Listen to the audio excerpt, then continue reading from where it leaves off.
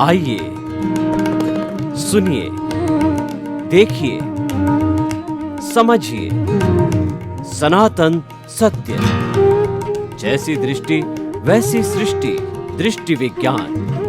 कुदरत, कुदरती रचना एवं कुदरत के कानून से शाश्वत सुख की प्राप्ति। जोधपुर के परम पूज्य महात्मा उपासक प्रोफेसर डॉक्टर सोहन राज तातेड़ के निर्देशन में सनातन सत्य। जैसी दृष्टि वैसी सृष्टि, दृष्टि विज्ञान।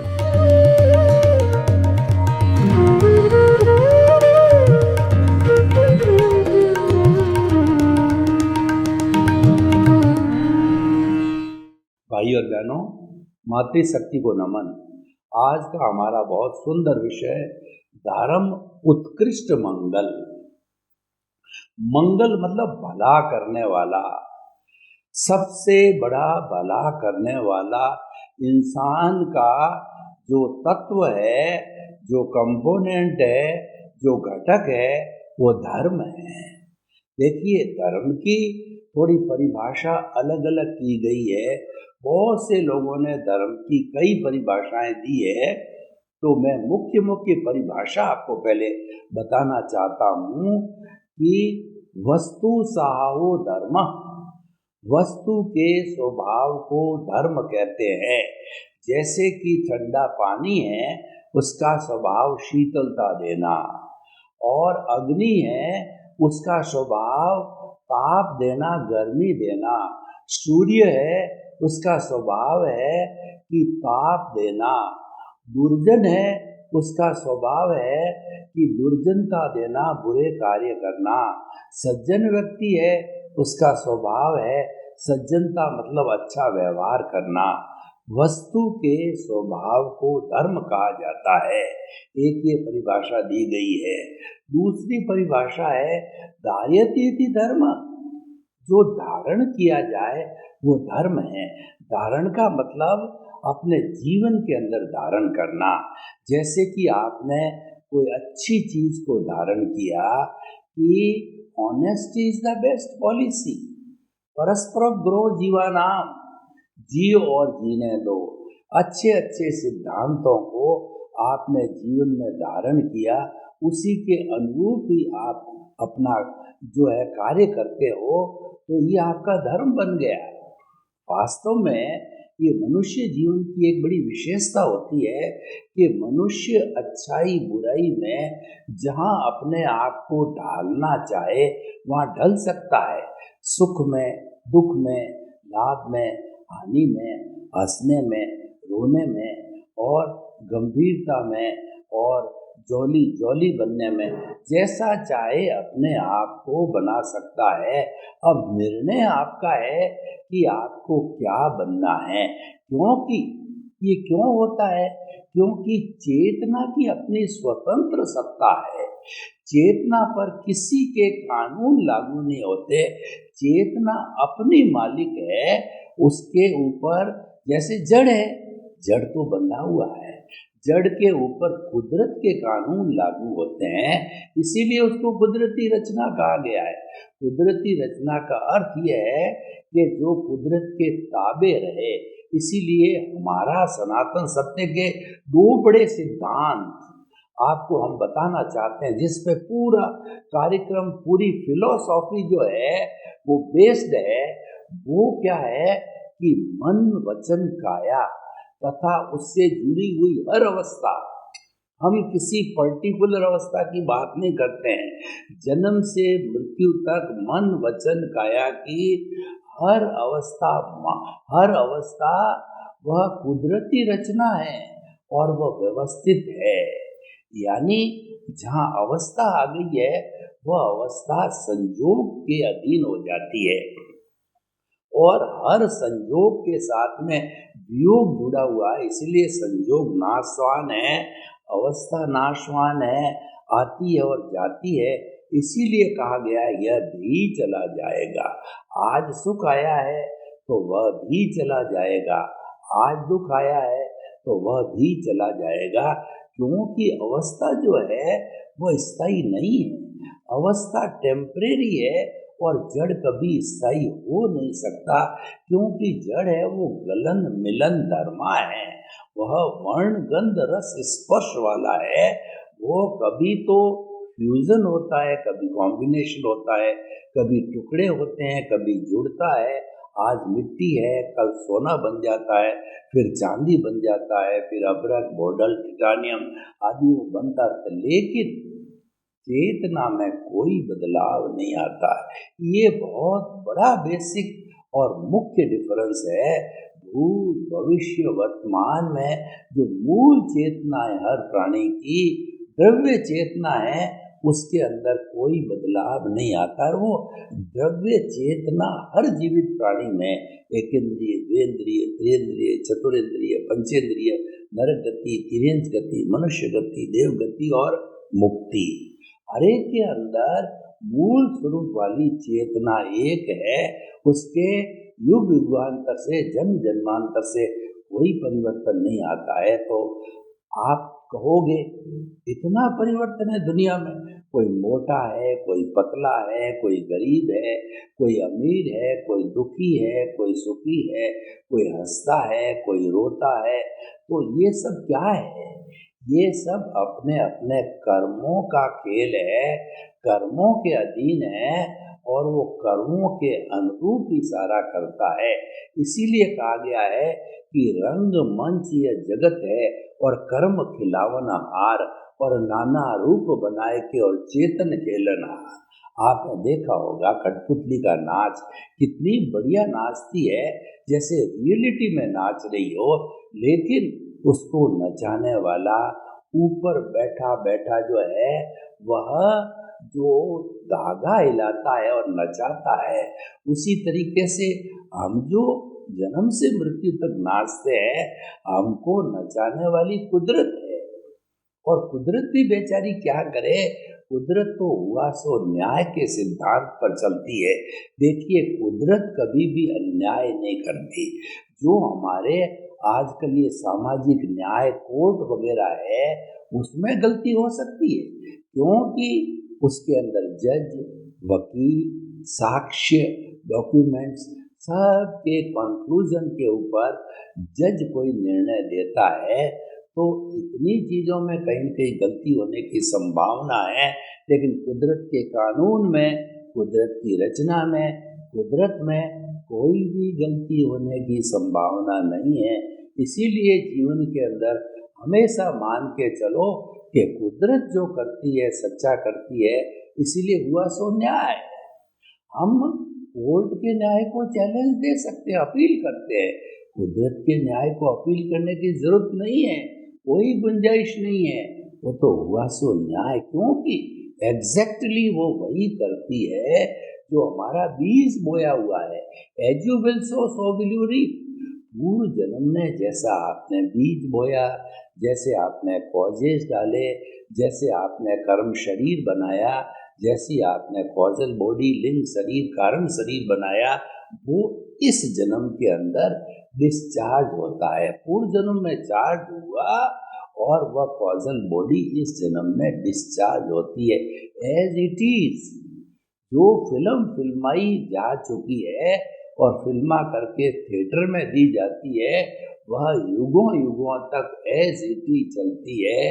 नो कहना चाहिए चांसेस ऑफ एनी रेक्टिफिकेशन और करेक्शन एट ऑल।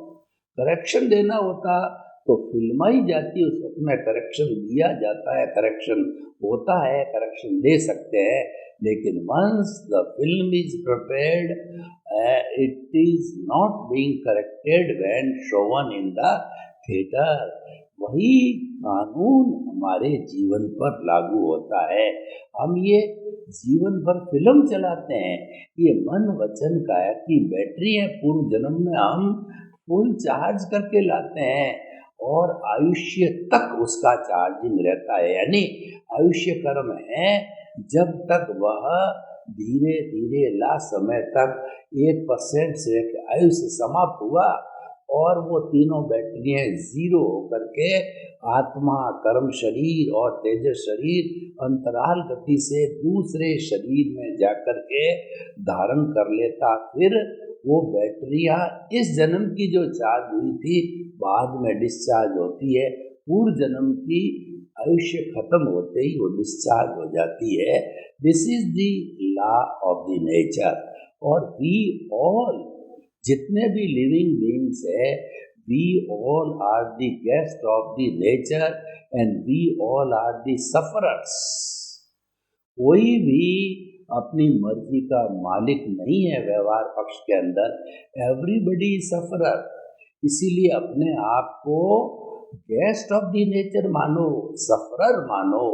गेस्ट कुछ दिन के लिए आता है, परमानेंट होता है, वो घर का सदस्य होता है, और अतिथि 1 दिन 2 दिन 5 दिन कुछ दिन के लिए आता है और चला जाता है। हम भी गेस्ट है। हम यहाँ पे जितना आयुष्य है उतने समय के लिए गेस्ट बन के आते हैं और उतना सफर करके, जितना जितना कॉजल बॉडी साथ में लेके आते हैं उतना सफर करके फिर चले जाते हैं। देखिए, हमारी इस कुदरत का कहिए, हमारी इस चेतना का कहिए, हमारे इस कार्बन शरीर का कहिए, कितना बहुत बड़ा विधान और कितना सुचारू सिस्टमेटिक विधान है कि हमारी आत्मा जब इस जन्म के अंदर जन्म ले लेती है तो जन्म जन्मांतर का चिट्ठा, 8 तरह के कर्म, 148 प्रकृतियां, पुण्य पाप सारी साथ लेके चलती है। आत्मा अपनी पूरी प्रॉपर्टी है, पीछे छोड़ के, पीछे कोई अवशेष छोड़ के नहीं आती है। देखिए, मैं ये जो शरीर सोहन राज का मन वचन काया रूपी पुतला है, ये पिछले जन्म के कर्म के भुगतान के लिए मिला है, और मन वचन काया की बैटरियां जो भर के लाए हैं डिस्चार्ज हो रही है। लास्ट लिमिट है आयुष्य का एंड होना। जो ही आयुष्य का एंड होता है वो अंतिम सांस है, आयुष्य सांसों में कन्वर्ट होता है। इसीलिए हम कह रहते हैं कि अंतिम सांस ली, यानी जो आयुष्य कर्म एंड हो गया, आयुष्य कर्म एंड हुआ, और ये आत्मा, कार्बन शरीर, आत्मा, मूल आत्मा, और तीसरी जो है हमारा तेजस शरीर, फिर दूसरे शरीर में चले जाते हैं और इस शरीर को जला दिया जाता है। कोई अवशेष बाकी नहीं रहता है। कितनी बड़ी बात है, अवशेष नाम की चीज नहीं रहती है। उसके किए हुए पुण्य पाप लोग जरूर श्रद्धांजलि स्वरूप उसको याद करते हैं।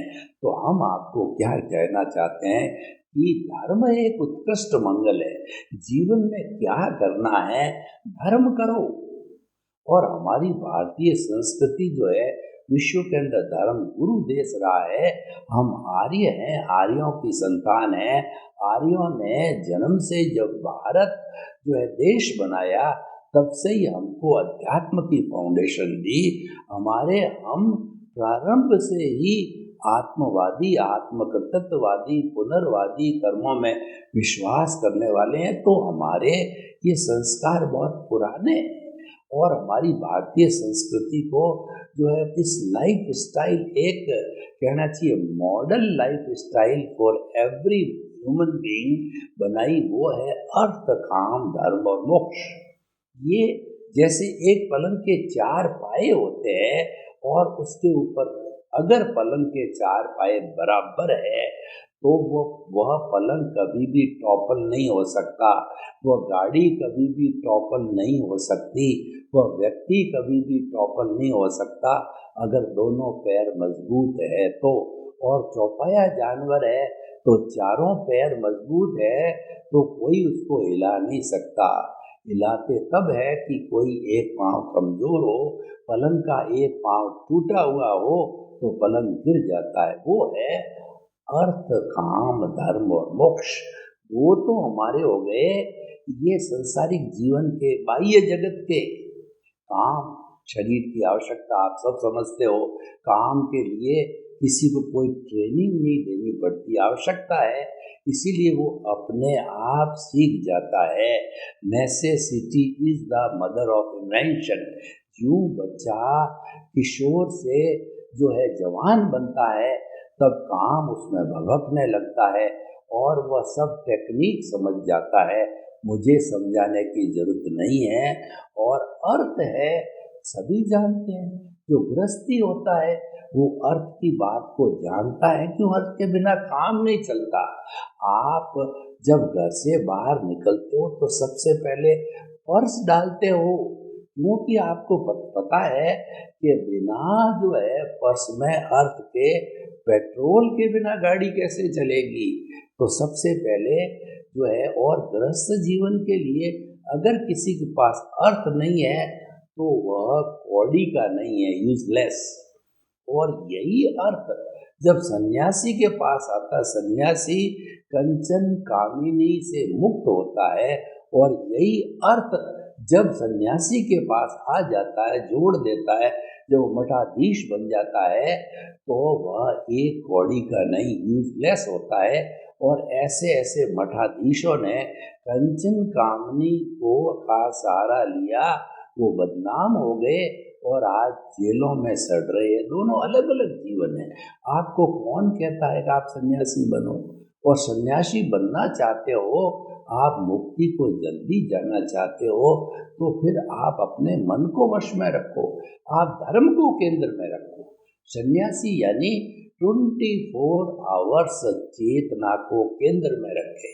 और गृहस्थी होता है बेचारा, उसका भी देखो, मुक्ति जाने के लिए तो चेतना को केंद्र में रखना पड़ेगा, लेकिन जो गृहस्थी है वह भूल जाए तो क्षम्य है, क्योंकि उसके शरीर है, परिवार है, अतिथि है। देखिए कि सन्यासी और गृहस्थी में अंतर क्या है। सन्यासी के या साधु के घर नहीं होता और रसोई नहीं होती, संबंध नहीं होते, उसके माता पिता भी उसके सामने खड़े होते हैं तो इंट्रोडक्शन देता है, संसार पक्षीय पिता, संसार पक्षीय माता, क्योंकि वो तो वसुधैव कुटुंबकम का सदस्य बन गया, वो तो पूरी सृष्टि का सदस्य बन गया। तो जब जिसके ये तीनों लफड़े, जो मुख्य रूप से लफड़े होते हैं और पूरी मेंटेनेंस मांगते हैं, और तीनों की वजह से ही व्यवहार जगत बनता है, तो उनको तो व्यवहार जगत का कुछ करना ही नहीं है।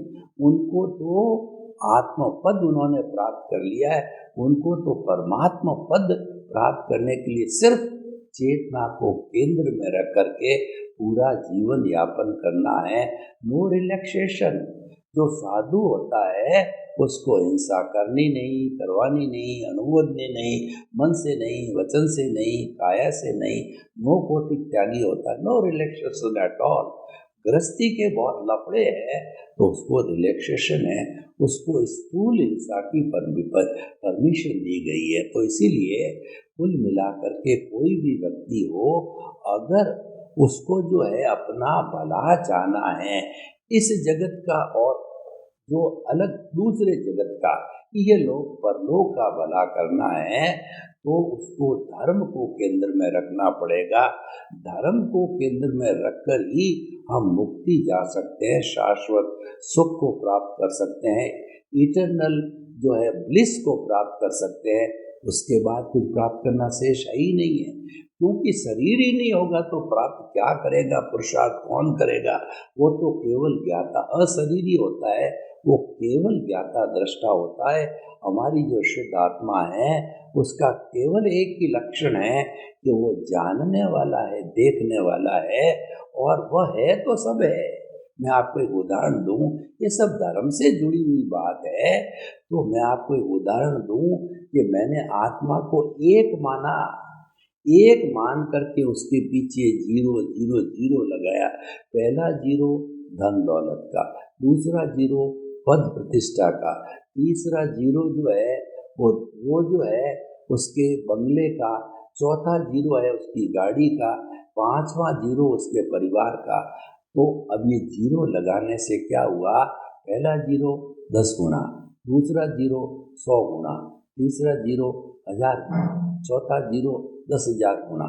ऐसे ऐसे ये जो आत्मा है, तो ये सारे संबंध, सत्ता, संपत्ति है, वो गुणित होते गए, गुणित होते गए।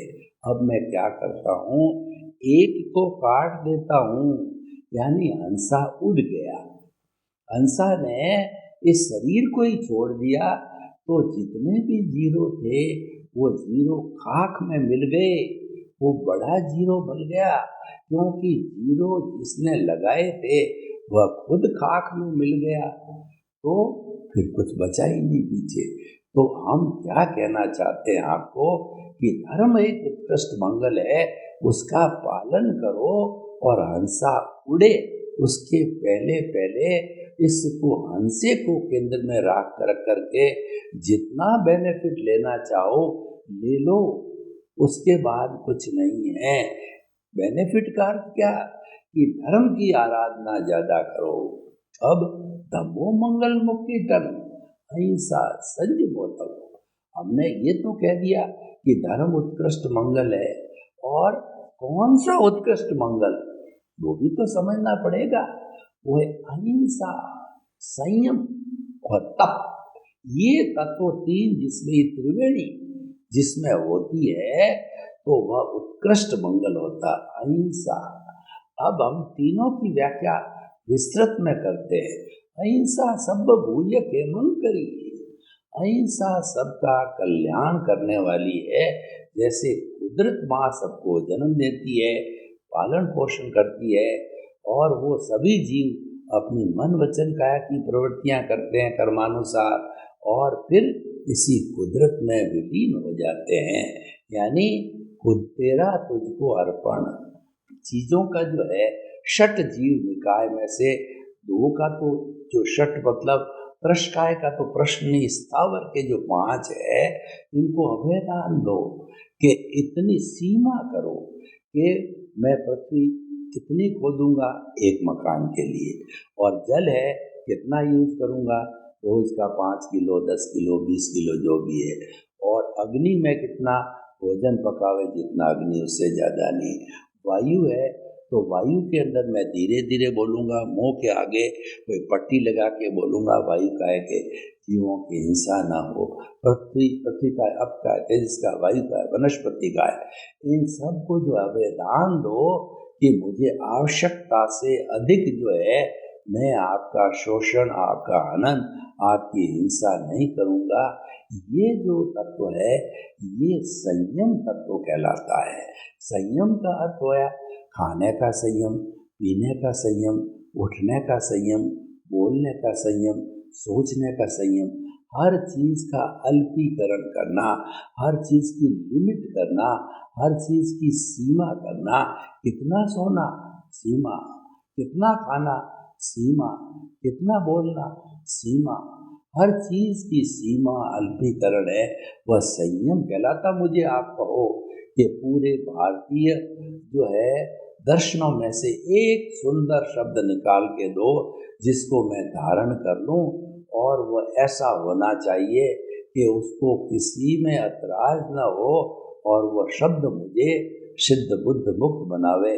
तो मैं आपको कहना चाहूँगा वो शब्द, वो जो है ग्रंथ, और वो फिलॉसॉफी, और वो आइडियोलॉजी है संयम।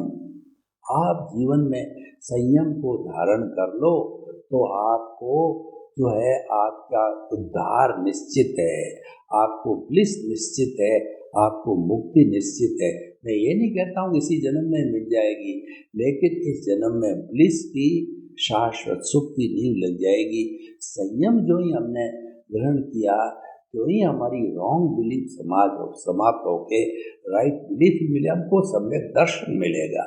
वो इस बात की गारंटी लेता है कि जीवन में कभी न कभी आप मुक्ति को, ब्लिस को, परमानेंट सुख को, शाश्वत सुख को अवश्य प्राप्त करोगे। तो भाइयों और बहनों, अहिंसा, संयम और तप एक शोधन की प्रक्रिया है, और जब हम सोने को तपाते हैं तब वह कुंदन बनता है। कोई भी चीज को देख लीजिए, तपने के बाद के अंदर वह प्रभावशाली हो जाता है। तो हमारी जितनी जितनी तपस्या है वह सारा जो है वो निर्जरा है। तप एक संवर है और उसकी निष्पत्ति निर्जरा है।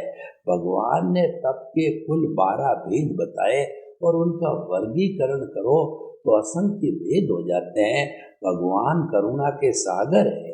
वो ये चाहते हैं कि हर व्यक्ति सुख की राह को प्राप्त करे, मुक्ति की राह को प्राप्त करे, और वह जो है वह सिद्ध बुद्ध मुक्त बने। तो उसके लिए जो उन्होंने तप के, निर्जरा के, साधना के, संवर के 12 भेद बताए। 6 तो बाहरी भेद है, 6 भीतरी भेद है। बाहरी भेद तो हमको दिखाई देते हैं, हमको मालूम पड़ता है कि ये व्यक्ति धर्म की क्रिया कर रहा है। अनशन, उनोदरी, भिक्षाचरी, रस परित्याग, काय क्लेश और प्रतिसल्लीनता।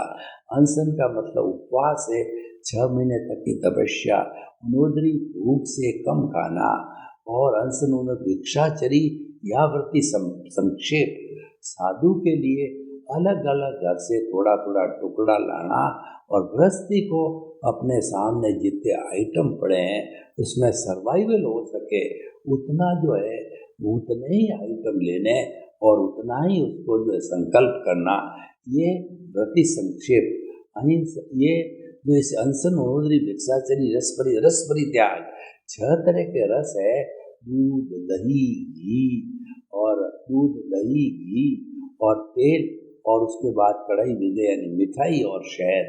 इनमें से ये मादकता लाते हैं, ये जो हमारे जीवन के अंदर वाचालता लाते हैं, जीवन के अंदर हलचल मचाते हैं। तो इनका कंट्रोल करो। एक रस 2 रस जितना आप कर सकते हो। तो ये जो है हमारे 6 भेद में से अनशन, उनोदरी, भिक्षाचरी, रस परित्याग, काय क्लेश, प्रतिसल्लीनता, प्रायश्चित, विनय, वैयाव्रत, स्वाध्याय, ध्यान, व्युत्सर्ग धर्म है। इसका पालन करें। सर्वे भवन्तु सुखिनः, सर्वे सन्तु निरामया।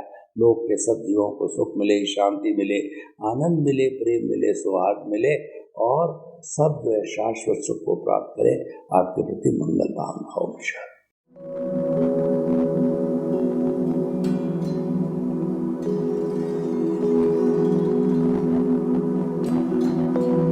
एक ऐसा अंतर्राष्ट्रीय ख्याति प्राप्त मानव जो गुरु प्रेरणा से पिछले 20 वर्षों से वानप्रस्थ जीवन जीते हुए 24 घंटे मानवता की सेवा में संलग्न है।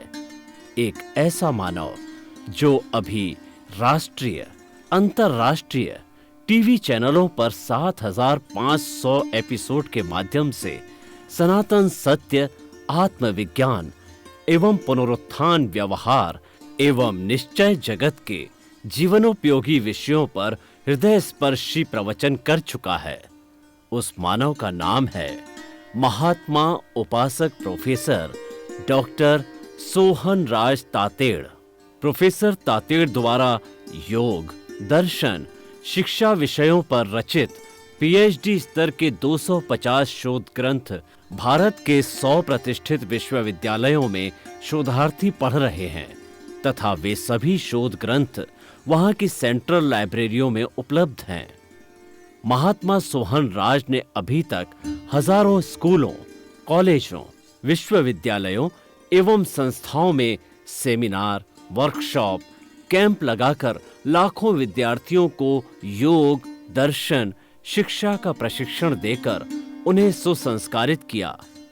डॉक्टर तातेड़ ने भारतीय संस्कृति उत्थान के 4000 से अधिक समसामयिक विषयों पर आर्टिकल लिखकर ऑनलाइन जर्नल, पत्रिकाओं, वेबसाइट्स पर प्रकाशित किया, जिसका उपयोग लाखों पाठक कर रहे हैं।